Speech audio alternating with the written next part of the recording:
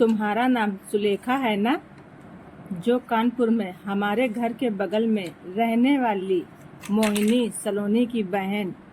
पीछे से सुलेखा के कंधों पर हाथ रखकर मधु ने पूछा। ऐसे अचानक से किसी के पूछने पर सुलेखा डर गई। फिर उसने गौर से देखा और मधु को देखकर उसके चेहरे में हल्की सी मुस्कुराहट आ गई। अरे दीदी, आप यहाँ मुंबई में कैसे? आपकी शादी तो आगरा में हुई थी। हाँ, मैं आगरा में ही रहती हूँ। मैं तो यहाँ अपने एक रिश्तेदार के यहाँ शादी में आई थी, तो बाजार का कुछ काम था, इसलिए निकली थी। मुझे तो बहुत खुशी हो रही है कि अचानक से तुमसे मुलाकात हो गई। पर तुम यहाँ मुंबई में कैसे? माँ ने तो बताया था कि तुम्हारी शादी हो गई है और तुम कन्नौज में रहती हो। और ये तुमने अपना कैसा हाल बना रखा है? मैं तो पहले पूछने से भी डर रही थी कि ये तुम ही हो या नहीं। तबीयत तो ठीक है ना तुम्हारी? मधु ने तो सवालों की बरसात ही कर दी। उसके सवाल सुनकर सुलेखा की मुस्कान कम हो गई और धीरे से बोली, दीदी, आपकी चाची से बात नहीं होती क्या कानपुर में? हाँ, होती है ना। शायद माँ बताना भूल गई होगी। फिर तुम लोगों ने घर भी तो बदल दिया है कानपुर में।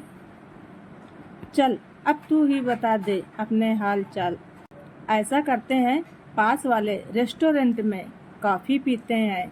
तुमको जल्दी नहीं है ना घर जाने की? नहीं दीदी, कुछ काम से यहाँ आई थी, फिर भी 1 घंटे का समय निकाल सकती हूँ आपके लिए। चलिए, मैं आपको कॉफ़ी पिलाती हूँ। मुस्कुराते हुए सुलेखा बोली। दोनों पास के एक रेस्टोरेंट में जाकर एकांत में एक जगह देखकर बैठ गईं। शीशे के उस पार से सड़क की पूरी चहल पहल दिखाई दे रही थी। मधु की नजरें सुलेखा पर ही थीं और सुलेखा शीशे के उस पार ही देखे जा रही थी। उसका हाथ पकड़कर मधु ने पूछा, बता ना सुलेखा अपने बारे में। तुम्हारी ऐसी हालत कैसे हो गई? माँ ने भी कुछ नहीं बताया। सुलेखा का चेहरा मुरझा गया। फिर धीरे से बोली, मेरी शादी तो कन्नौज में ही हुई थी। फिर शादी के 5 साल के बाद 3 साल के बेटे को छोड़कर मेरे पति एक लंबी बीमारी के बाद चल बसे। ससुराल में कोई कमी नहीं थी। सब लोग मेरा बहुत अच्छे से ख्याल रखते थे। मुझे अपने पति की जगह पर नौकरी भी मिल गई थी। जेठानी और देवरानी दोनों मुझे बहनों जैसा प्यार करती थीं। पति के न रहने पर भी मेरे बेटे शोभित को किसी चीज की कोई कमी नहीं थी।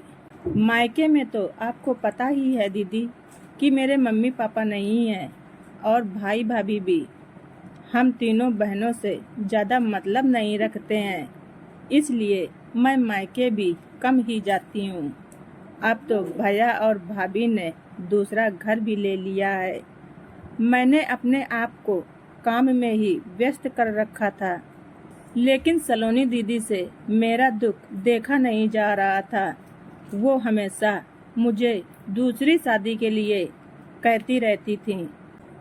मेरे ससुराल वाले भी चाहते थे कि मैं दूसरी शादी कर लूं। बहुत सोच समझकर मैंने शादी के लिए हाँ कर दी। मुझे लगा कि शोभित को भी पिता का प्यार मिल जाएगा और मुझे भी एक जीवन साथी मिल जाएगा।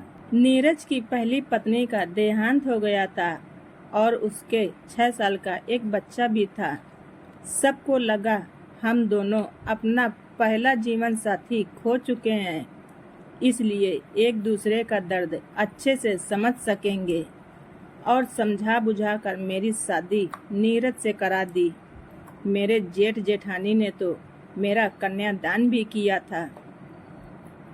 मेरे पति के हिस्से का जो भी था वो मुझे और मेरे बेटे को दे दिया। शादी के बाद मैं मुंबई आ गई। यहाँ पर भी जेठ जेठानी थे, सास ससुर नहीं थे।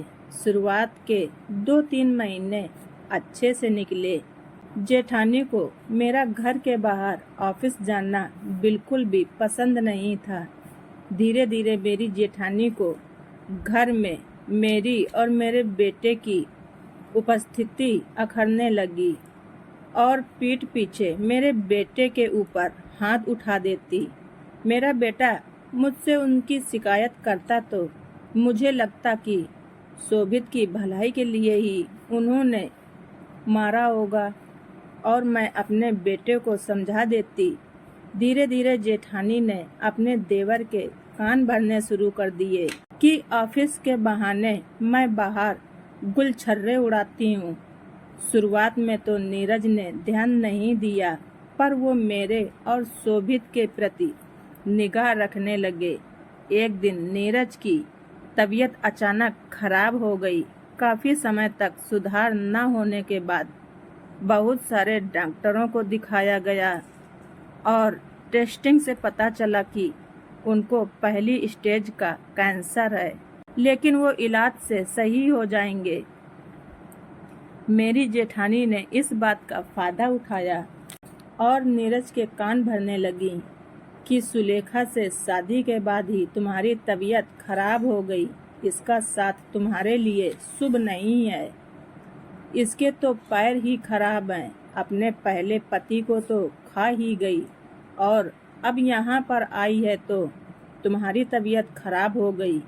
नीरज अपनी भाभी की हर बात मानते थे और वो उनकी इन बातों में भी आ गए और मेरे भैया भाभी को फोन करके कह दिया कि मैं सुलेखा के साथ नहीं रह सकता, आप उसको यहाँ से ले जाइए। भैया भाभी ने कन्नौज में मेरे जेठ जेठानी को बताया और यह भी कह दिया कि आप लोग देख लीजिए, हम लोग सुलेखा की जिम्मेदारी नहीं उठा सकते। मेरे जेठ जेठानी तुरंत मेरी ससुराल पहुँचे और नीरज को बहुत समझाने की कोशिश की, लेकिन नीरज किसी की भी सुनने के लिए तैयार नहीं थे। उनके मन में बैठ गया था कि मैं उनके लिए अशुभ हूँ। मेरे जेठ ने बहुत धमकाया कि कानूनी रूप से अब ये तुम्हारी पत्नी है, इसको ऐसे ही नहीं छोड़ सकते हो।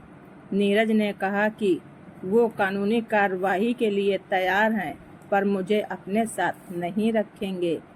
बाकी रिश्तेदारों ने भी नीरज को समझाने की कोशिश की, पर किसी की सुनने को तैयार ही नहीं थे। नीरज, जिस रिश्ते में प्यार और सम्मान ही ना हो, उसको जबरदस्ती चलाने से कोई फायदा नहीं था। शोभित को भी अपनी इच्छाओं का बंटवारा करना पड़ रहा था, इसलिए कुछ समय के बाद मैंने नीरज का घर छोड़ दिया। अब मेरे पास ये समस्या थी कि मैं जाऊं कहाँ। भाई भाभी रखने को राजी नहीं थे। पहली ससुराल में उनके ऊपर बोझ बनकर रहना मुझे ठीक नहीं लगा।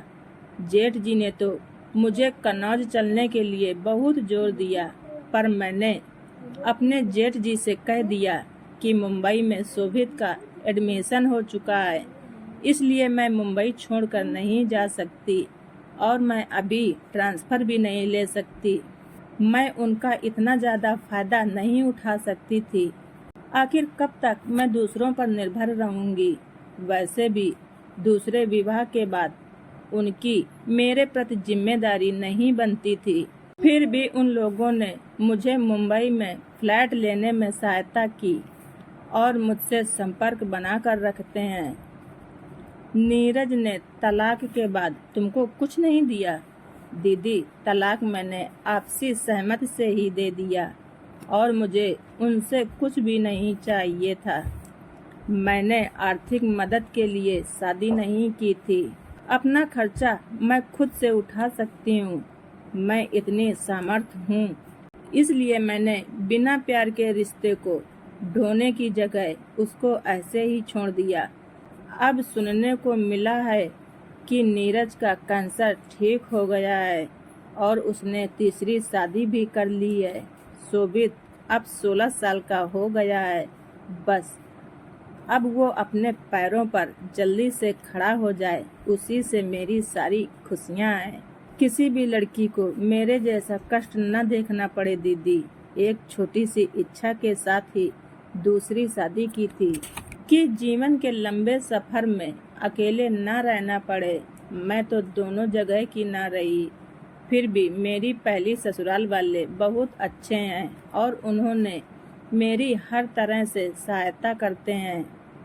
दीदी आप बताओ, क्या सच में मेरा भाग्य इतना खराब है? 2 बार शादी की और दोनों ही बार पति का सुख मुझे नहीं मिल सका। कहते कहते सुलेखा की आंखों में आंसू आ गए। बचपन में घर घर खेलने वाली सुलेखा जरा जरा सी बात पर गुस्सा हो जाती थी और आज वो इतनी समझदार हो गई है कि उसके जीवन का कठिन सफर अकेले ही काटने का फैसला कर लिया। मधु सोच ही रही थी कि सुलेखा ने घड़ी देखकर बोला, दीदी मेरे जाने का समय हो रहा है, शोभित आता ही होगा। दीदी घर जाने से पहले मेरे घर जरूर आइएगा। मधु को गले लगाकर सुलेखा बोली, जरूर आऊंगी सुलेखा। ये शुभ अशुभ की बातें मत सोचो। किसी की छोटी सोच की वजह से तुम अपना मनोबल मत खोना। ऊपर वाले ने तुम्हारे लिए जरूर कुछ अच्छा ही सोचा होगा और तुम्हारा बेटा तुम्हारे हर सपने को पूरा करेगा। सुलेखा को तो मधु ने समझा दिया था, पर एक सवाल मधु के मन में अभी भी था कि आदमी की 2 पत्नियों की मृत्यु हो जाए तो भी उसको अशुभ नहीं कहते। उसको तो तीसरी शादी के बारे में सोचने और करने का पूरा अधिकार है। तब क्यों नहीं कहा जाता कि पति का भाग्य खराब है? पति के किसी भी नुकसान के लिए पत्नी के ही भाग्य को दोषी माना जाता है। क्या पति का खुद का कोई भाग्य नहीं होता है? लोग हमेशा पत्नियों को ही दोषी क्यों मानते हैं? आप सबको हमारी ये स्टोरी कैसी लगी कमेंट बॉक्स में ज़रूर बताएं। चैनल पर नए हैं तो सब्सक्राइब करना ना भूलें। ज़्यादा से ज़्यादा शेयर करें हमारी स्टोरी को। धन्यवाद। रिचा वाइस।